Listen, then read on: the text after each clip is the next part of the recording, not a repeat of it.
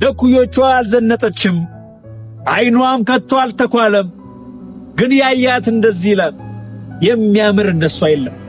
ለመታየት አትፈጥንም፣ አትቀርብም ለማንም ምርጫ። ተደብቃ ትከብራለች እንደ ሙዳይ እንደ ዋንጫ። በየመንገድ በአደባባይ ባትጓዝም አብረቅርቃ፣ እሷ ናት ከሁሉም በላይ ምትታይ አምራና ደምቃ። ጋዜጠኞች ስለ ሙያዬ እንጂ ስለ መኝታ ቤቴ መጠየቅ አይችሉም የሚል አቋም ያላት ሳያት ደምሴ በዝና ከፍታ ላይ ብትሆንም ሕይወቷ ግን እንደተቆለፈ መጽሐፍ ነው። ስለ ሳያት ደምሴ አዳዲስ መረጃዎችን እየሰማን እንገኛለን። በተለይም ደግሞ የሳያት ደምሴ ባለቤት ማን ነው? የሳያት ደምሴ ሕይወትስ ምን ይመስላል? ለሚሉ በሙሉ ምላሽን ይዘናል። ሳያት የት እንደምትውል ከማን ጋር እንደምትሆን እና ምን እንደምታስብ ማንም በቀላሉ አያውቅም። ሳያት ደምሴ ውበት፣ ጥበብና ብልህነት በአንድ ላይ የተዋህዱበት ልዩ ሴት ናት ይሏታል አድናቂዎቿ። ሳያት ደምሴን ብዙዎች የኢትዮጵያ ቫምፓየር እያሉም ይቀልዱባታል። ሳያት ደምሴ በኢትዮጵያ የኪነ ጥበብ ሰማይ ላይ እንደ አደይ አበባ የፈካች በውበቷ ብቻ ሳይሆን ገዢ በሆነ አመለካከቷና በተሰጧ የምትታወቅ የጥበብ ንግሥት ናትም ይሏታል። ስለ ሳያት ደምሴ ብዙዎች ስለማያውቁት የግል ሕይወቷ እንደሚከተለው ተሰናድቶላችኋል። ሳያት ተወልዳ ያደገችው በአዲስ አበባ ከተማ ነው። ከልጅነቷ አንስቶ ለየት ያለ ቁመናና ውበት ባለቤት ስትሆን ገና በለጋ ዕድሜዋ ወደ ሞዴሊንግ ዓለም ለመግባት ችላለች። የሁለተኛ ደረጃ ትምህርቷን እንዳጠናቀቀች በአሜሪካን በተካሄደ የቁንጅና ውድድር ኢትዮጵያን ወክላ በመሳተፍ የዓለምን ቀልብ መሳብ ችላለች። ሳያት ወደ ፊልም ኢንዱስትሪው ስትገባ ትልቅ አብዮትን አቀጣጥላለች። ሳያት ፊልሞች ላይ የምታሳያቸው ጥልቅ ስሜትና የትወና ችሎታ ውበት ብቻ ሳይሆን ጎበዝ ተዋናይም አሰኝቷታል። ሳያት ደምሴ በወንዶች ጉዳይና በሌሎች ፊልሞች ላይም ብቃቷን አሳይታለች። ሳያት ተዋናይ ብቻ አይደለችም፣ ድምፃዊትም ናት። የራሷን የሙዚቃ አልበም በማውጣት በድምጿ ብቃት ብዙዎችን ማስደመም የቻለች ዕንቁ እንስት ነች። ተውማነህና እስክስታ የተሰኙ ዘፈኖቿ ተወዳጅ ናቸው። የሚደንቀው አብዛኞቹን የሳያትን የሙዚቃ ቪዲዮዎች የምታዘጋጀው ራሷ ሳያት ደምሴ መሆኗ ነው። ሳያት ደምሴ በዝና ከፍታ ላይ ብትሆንም ሕይወቷ ግን እንደተቆለፈ መጽሐፍ ነው ሲሉ ብዙ ወዳጆቿ ይገልጻሉ። ብዙዎች ስለ እሷ የማያውቋቸው አስደናቂ እውነታዎችንም እነሆ። ሳያት ደምሴን ብዙዎች የኢትዮጵያ ቫምፓየር እያሉ ይቀልዱባታል። ምክንያቱም ከ20 ዓመት በፊት የነበራት መልክ አሁን ያላት መልክ ምንም አይነት ለውጥ የለውም።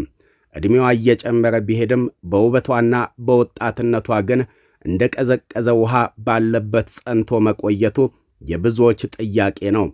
የውበቷ ሚስጥርም ጤናማ አመጋገብና ስፖርት ሊሆን እንደሚችል ወዳጆቿ ይገምታሉ። በአሁን ዘመን ታዋቂ ሰዎች ዝናቸውን ለማቆየት በየቀኑ ፎቶዎችን ይለቃሉ። ሳያት ግን በተቃራኒው የግል ሕይወቷን ከካሜራ በስተጀርባ በመደበቅ ትገኛለች። ሳያት የት እንደምትውል ከማጋ እንደምትሆንና ምን እንደምታስብ ማንም በቀላሉ አያውቅም። ይህ ባህሪዋ ይበልጥ እንድትናፈቅና ውድ እንድትሆንም አስችሏታልም ይላሉ። ሳያት ውብና ቆንጆ ሴት ብቻ አይደለችም፣ እጅግ በጣም አንባቢና ጸሐፊ መሆኗንም ወዳጆቿ ይናገራሉ። ሳያት የራሷን የፊልም ስክሪፕቶችና የሙዚቃ ግጥሞችንም ትጽፋለች።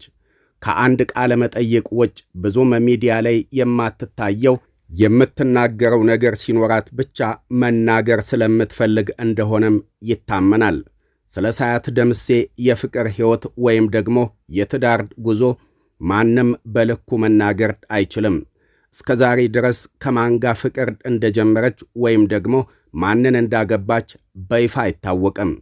ጋዜጠኞች ስለ ሙያዬ እንጂ ስለ መኝታ ቤቴ መጠየቅ አይችሉም የሚል አቋም ያላት ሳያት ደምሴ ይህ ሚስጥራዊነቷ በኢትዮጵያ ዝነኞች ዓለም ተወዳጅና ተወዳዳሪ የለውም። ከኪነ ጥበቡ ባሻገር ሳያት ስኬታማ ነጋዴ ናት።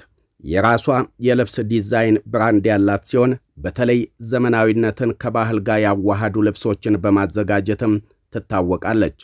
በፊልሞቿ ላይ የምትለብሳቸው አብዛኞቹ ልብሶቿ የሷ የእጅ ሙያ ውጤት ናቸው።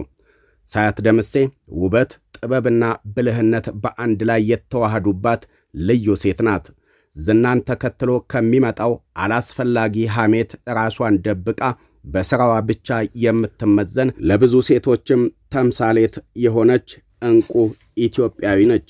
አድማጮቻችን እንግዲህ እንደሚታወቀው በተለይም ደግሞ በኢትዮጵያ የፊልም ኢንዱስትሪ ውስጥ ተወዳጅ ከሆኑ የጥበብ ሙያተኞች ወይም ተዋናዮች እንዲሁ ደግሞ ሙዚቀኞች መካከል ሳያት ደምሴ አንዷ ነች። ታዲያ ሳያት ደምሴ የሳያት ደምሴ ሕይወት በብዙሃኑ ዘንድ አነጋጋሪ መሆኑ ይታወቃል። ምክንያቱም በከፍተኛ ሁኔታ ዝነኛ ነች፣ ተወዳጅ ነች እና ሳያት ደምሴ ወደ ኪነ ጥበቡ ዓለም በገባች በአጭር ጊዜ ውስጥ ዝነኛ፣ ታዋቂና እንዲሁ ደግሞ አንጋፋ መሆን ችላለች ማለት ነው እና በተለያየ ጊዜ ሳያት ደምሴን የሚተቹ የሚነቅፉ አንዳንድ ግለሰቦችን አያለው። የሳያት ደምሴ ሕይወት ድብቅ መሆኑ፣ ሳያት ደምሴ በሕዝብ ዘንድ ተወዳጅ መሆኗ የሚቀኑባት እንዳሉ ሁሉ አንዳንድ ሆን ብለው ተከፍሏቸውም ይመስለኛል ስም ለማጥፋት በሚመስል መልኩ በሶሻል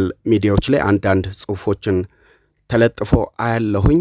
አንዳንድ ሰው ጎበዝ ሲሆን፣ በተለይ ደግሞ በሙያው ብቁ ሆኖ ሲገኝ፣ እንደዚሁ ደግሞ በግል ሕይወቱም ውጤታማ ሲሆን ሊደነቅ ሊበረታታ፣ እሱም ደግሞ እንደ ተምሳሌት ሊወሰድ ሲገባ ሆን ብለው ግን ስም የሚያጠፉ ስም የሚያጠለሹ፣ በተለይ ዘመኑ ደግሞ ገንዘብ ለማግኘትም ይሆናል ወይም በቅናት ተነሳስቶ የግለሰቦችን ስም የሚያጠፉ ብዙሃን አሉ። ያም ሆኖ ግን ስም አጠፉም አላጠፉም የሳያት ደምሴን ስብዕና መቀየር የሚችሉበት ምክንያት ወይም ደግሞ የሚችሉበት መንገድ የለም።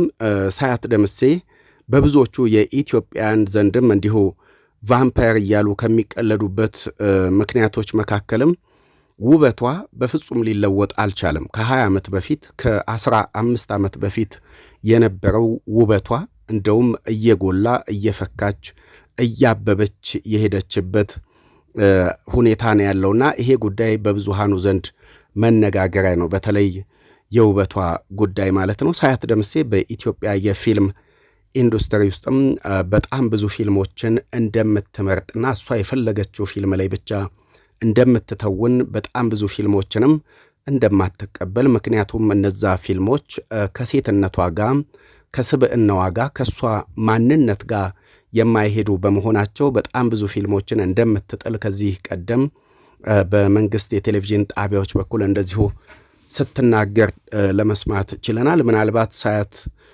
ደምሴ ወደ ሚዲያ ብቅ ያለችበት ጊዜ ቢቆጠር ምናልባትም አንድ ጊዜ ሁለቴ ወይም ደግሞ 3 ጊዜ ሊሆን ይችላል። ብዙ ጊዜ ሚዲያ ላይ አትታይም።